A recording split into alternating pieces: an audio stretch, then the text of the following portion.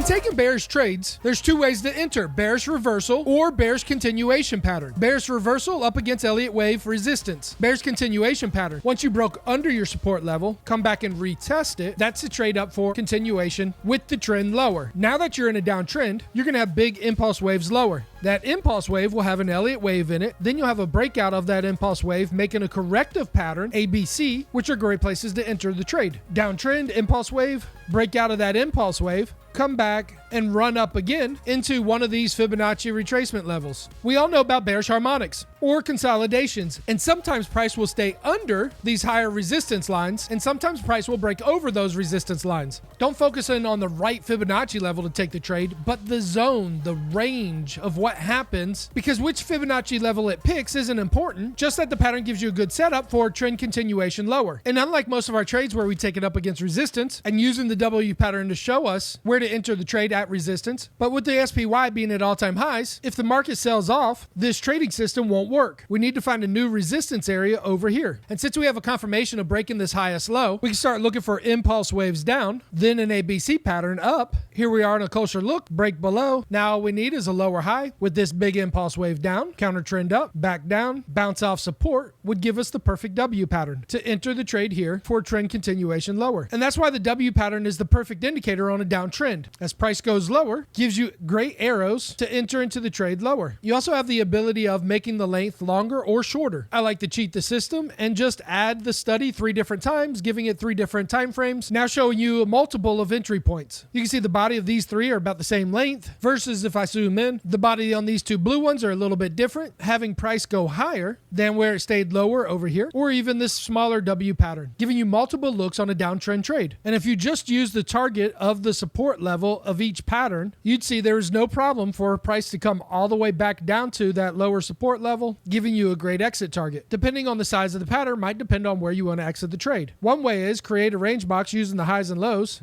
duplicate that down, and use the lower part of the box as a support level to take profits. Again, we're entering the trade up against resistance, so we have a pattern against resistance in a downtrend. Range box lower and lower until price breaks above that, or just do a spread trade, and as long as price stays below this, you'll make all your profit. Although the system is really good at getting you in at entry points against resistance, kind of like these 2 trades here, let's point out this guy. Don't put all of your money into every signal, and always be willing to understand and read the charts correctly. When price bounced here at support of this higher low, it should have put a question in your mind. And that's why I like the double down approach when I'm taking a trade. Smaller amount of money first, and then a little bit more later. If you want to use trailing stops or whatever, that's up to you. Just be aware that some trades will go against you. So when looking at trade setups like USB, and we broke the highest low, came down, made an impulse wave lower. Now this nice ABC pattern consolidation, it's time to enter this trade lower. How much lower? Range box duplication. You'd see your first targets right here at the support level, and your second targets down here at the bottom of the range box,